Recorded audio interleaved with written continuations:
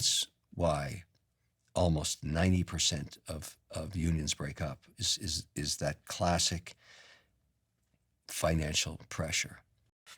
I've heard you say before that the most important financial decision you'll ever make is who you'll marry. Yes, Why? because think of the geometric loss of wealth. Every time you get divorced, you pay the woman that you divorced or man, and you pay the government a third, often through capital gains and liquidation, because you can't separate all the assets without liquidating them sometimes. So you've got the government sitting there, you've got the other spouse sitting there. This is the stupidest thing you can ever do. It took your whole life to actually create this nest egg. Could be, you're 45 or whatever, you've got a comfortable life, and all of a sudden you don't like your wife or husband? Think about that for a while, because you are going to wipe out up to 2/3 of your wealth. How often do you think divorces are a result of money issues? Well, you may be shocked at this. They can't survive financial stress.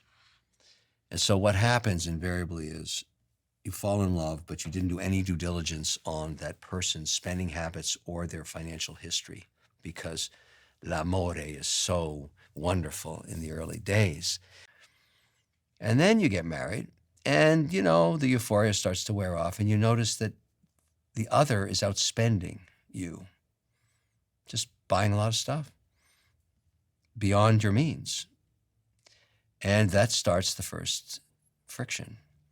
And then that credit card comes in with $100,000 on it at 23% interest, and another purse was bought or whatever the hell it is.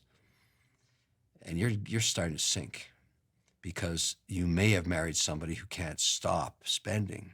This is just a typical. There are people that have no discipline. They just can't. That's why almost 90% of unions break up is that classic financial pressure. And divorce gets them out of that mess because they can no longer spend on your credit card anymore. But it's a horrible way to go.